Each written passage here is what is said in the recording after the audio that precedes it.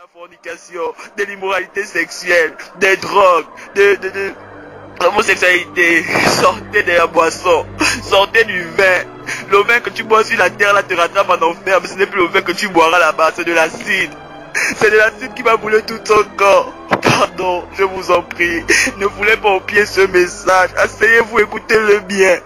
Écoutez-le bien et changez de vie. Écoutez-le bien et suivez le Seigneur. Suivez la voix du Seigneur. Écoutez-le bien. Saisissez la grâce de Dieu. Peut-être que c'est la dernière opportunité qu'il nous donne. Le plus difficile, ce ne sera pas de mourir. Ce ne sera pas de voir quelqu'un d'entre nous être détaché de nous, mais de savoir où tu iras. Il y a deux lieux de destination. Quel sera ton lieu de destination? Si Jésus revient à l'instant où je suis en train de parler, ou si la mort te prend à l'instant où je suis en train de parler, quel est ton lieu de destination? Par rapport à tout ce que tu poses comme action, tu n'as même pas le temps de demander pardon à Dieu. Toi tu es dans le vin, mais tu rentres ivre le matin, la nuit. Le matin tu t'élèves, tu repars dans tes occupations. Même pardon ne sort pas de ta bouche. Toi tu es là, c'est toi qui connais toutes les femmes du quartier. Divine du ciel et de l'enfer, Richard Antwi. Le vendredi 3 janvier 2014, dans l'après-midi, j'étais sur mon lieu de travail alors que j'étudiais la Bible avec mon frère. J'ai entendu une voix qui disait: « N'as-tu pas manqué ton ami et Seigneur Jésus ?» Quand j'ai attendu ce voix, je n'ai rien dit. Nous avons poursuivi l'étude biblique. Nous avons une journée chaque semaine pour nous rencontrer et prier chez moi pour les chrétiens, les églises et même les individus afin qu'ils servent très bien le Seigneur. Alors que nous étions en train de prier chez moi, j'ai parlé à mon frère de la voix que j'avais entendue alors que nous faisions l'étude de la Bible sur mon lieu de travail. Je leur ai demandé de se souvenir de moi dans la prière, quand ils ont prié pour moi. Nous nous sommes couchés plus tard. Quand je me suis couché, je me suis mis à tousser et puis la toux s'est intensifiée. J'ai décidé d'aller chercher de l'eau à boire. Mais quand je suis sorti de lit pour aller chercher de l'eau, la toux a cessé.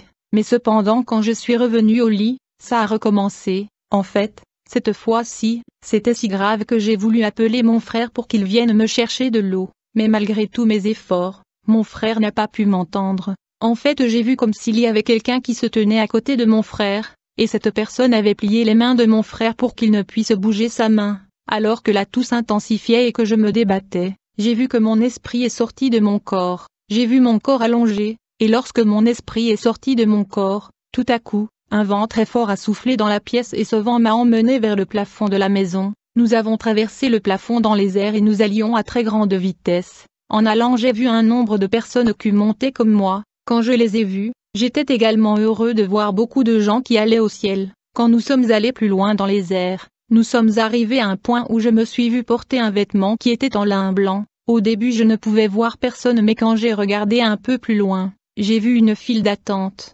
une file de personnes portant la même robe blanche comme moi. Immédiatement je suis allé rejoindre la file d'attente. Quand j'ai rejoint la file des personnes qui se trouvaient devant la porte du ciel, plus tard, j'y ai vu beaucoup des gens qui mouraient sur la terre, et ils rejoignaient le fil d'attente derrière moi, au-delà et devant nous. Quand j'ai levé la tête, j'ai vu un très grand porte du ciel. Il y avait une inscription sur la porte dorée du ciel qui disait « Justice et sainteté ». Quand j'ai vu la porte du ciel, j'étais heureuse parce que j'y étais allée auparavant. Je pensais qu'une fois arrivés au paradis, nous allions en profiter là-bas et j'étais heureux d'aller au paradis avec ces gens pour aller nous amuser. Tout à coup, la porte du ciel s'ouvrit brusquement et deux anges sortirent de la ville. J'ai vu que un de ces anges ressemblait au vent. En fait, je ne peux pas le décrire, c'est ce que je peux dire de mieux car cet ange ressemblait à un vent tourbillonnant. Il n'était pas un ange ordinaire. L'autre ange qui se tenait à côté de lui avait des ailes et des plumes, et il ressemblait à des anges ordinaires qui sont vus tout le temps. Ces anges sont venus directement à la première personne qui était dans la file d'attente qui était une dame. L'ange qui ressemble au tourbillon est arrivé, et il a commencé à scanner la dame, comme si nous étions à l'aéroport. L'ange a scanné la dame de la tête aux pieds. J'ai vu cet ange qui examinait la dame se mettre à secouer la tête, et il a dit, « Madame, vous ne pouvez pas entrer dans la ville éternelle. » La femme a demandé l'ange pourquoi.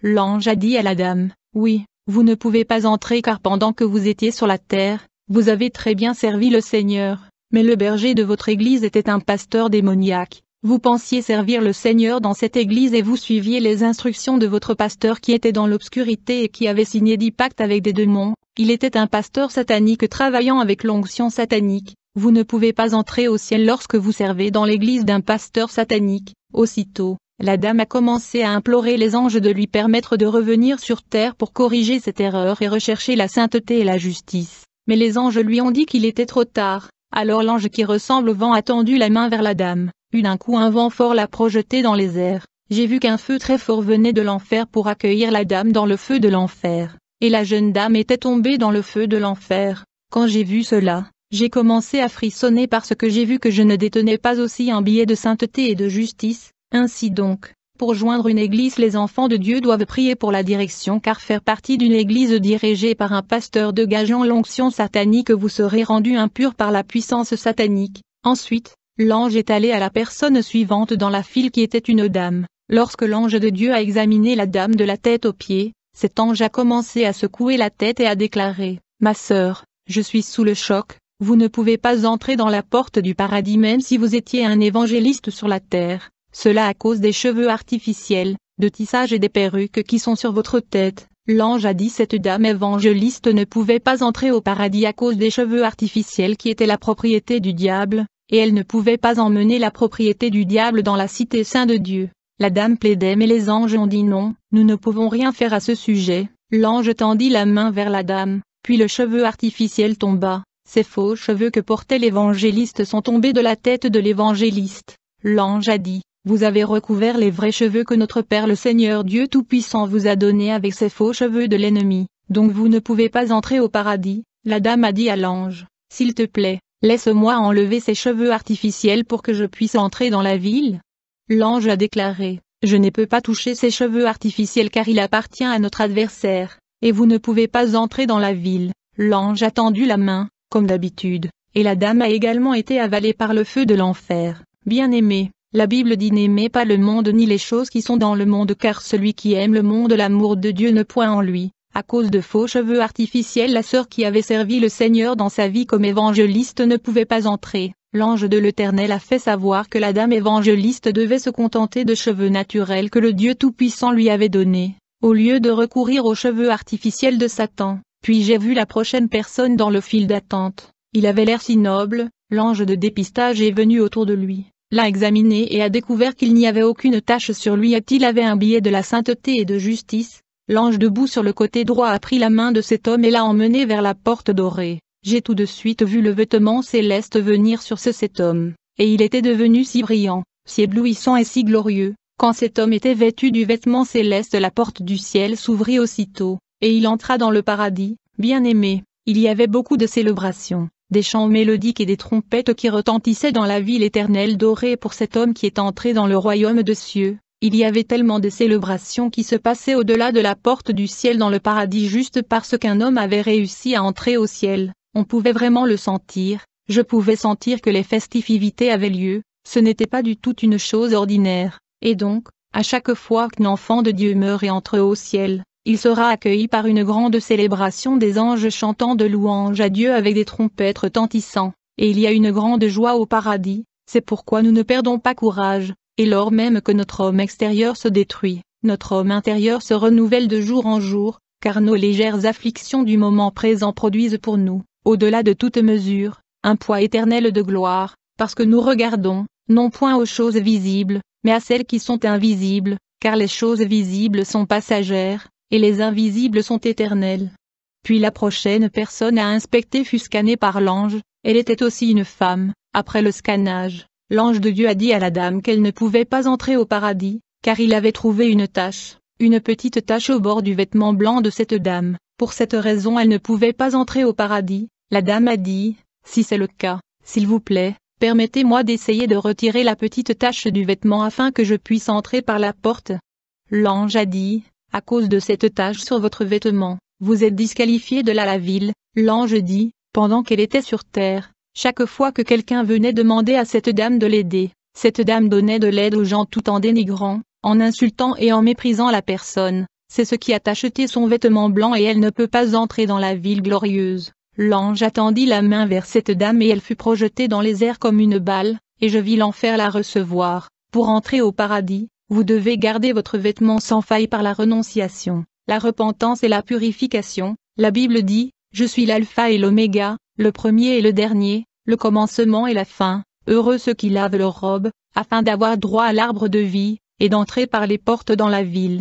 Dehors les chiens, les enchanteurs, les impudiques, les meurtriers, les idolâtres, et quiconque aime et pratique le mensonge. La personne suivante était aussi un homme. L'ange de scannage est allé faire la scanner de la tête aux pieds, puis il lui a dit, non, il n'y a pas de tache sur ton vêtement, mais tu ne peux pas entrer dans la ville. Pourquoi l'homme a demandé pourquoi il ne pouvait pas entrer dans la ville?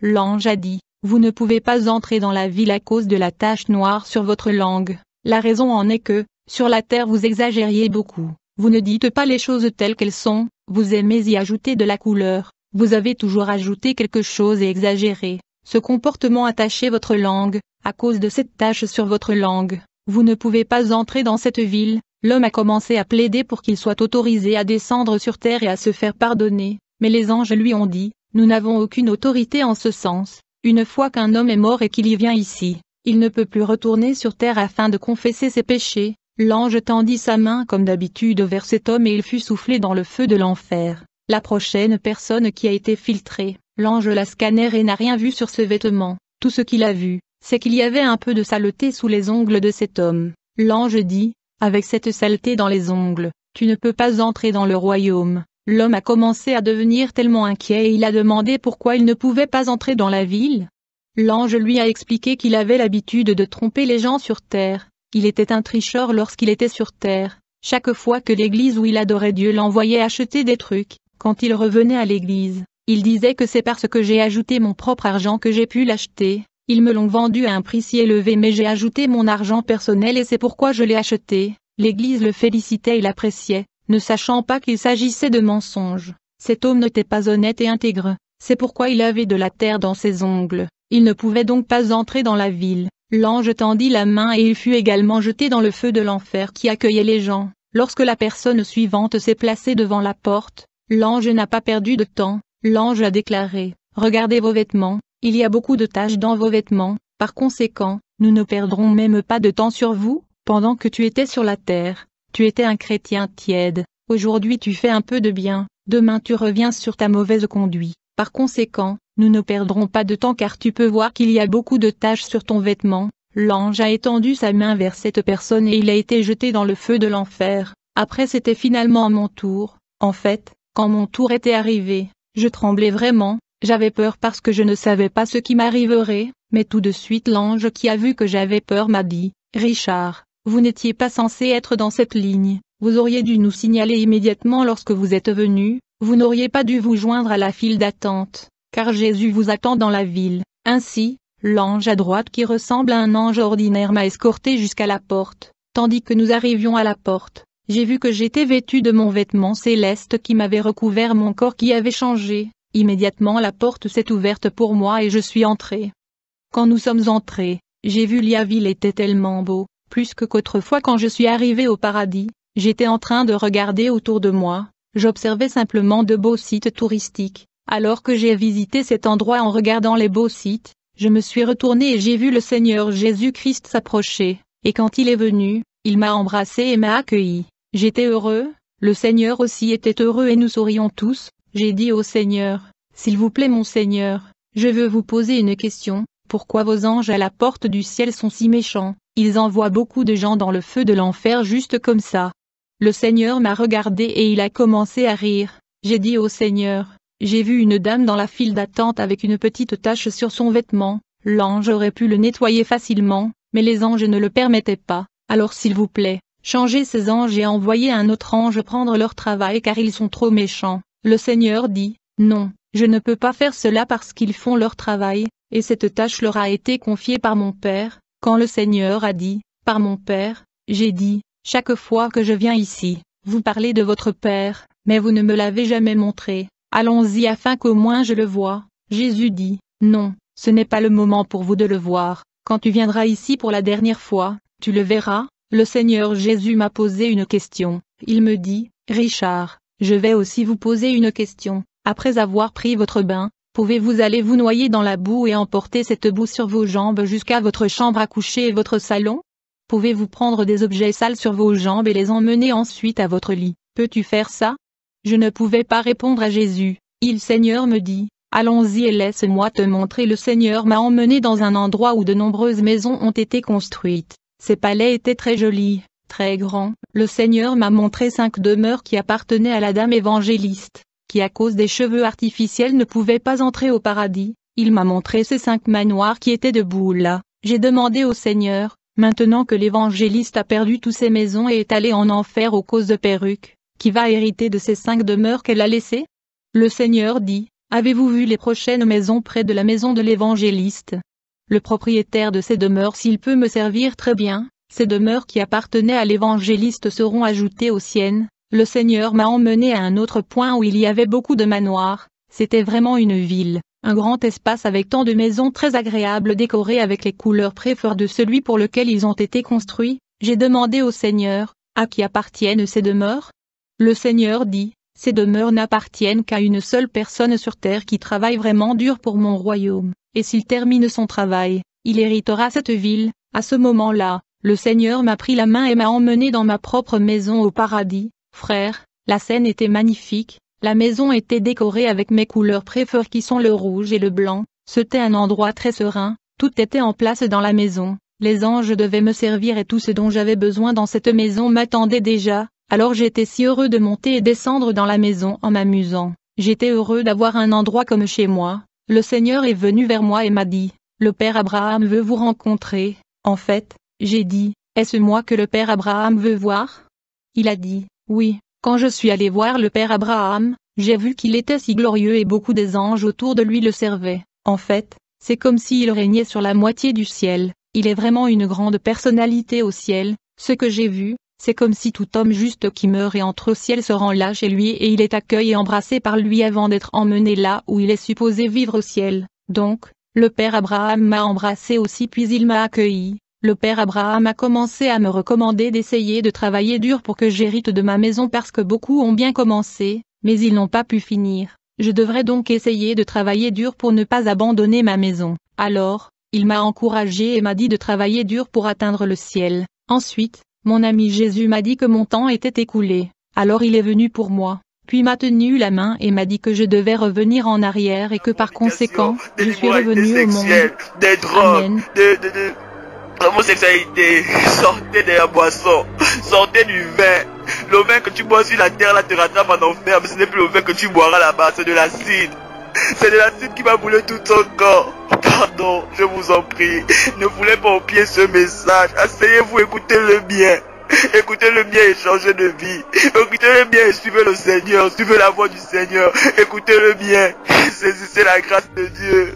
Peut-être que c'est la dernière opportunité qu'il nous donne. Le plus difficile, ce ne sera pas de mourir. Ce ne sera pas de voir quelqu'un d'entre nous être détaché de nous, mais de savoir où tu iras.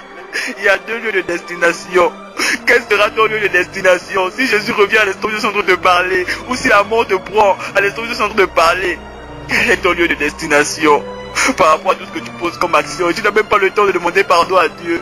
Toi tu es dans le vin, mais tu rentres ivre le matin, la nuit, le matin tu t'élèves, tu repars dans tes occupations, même pardon ne sort pas de ta bouche.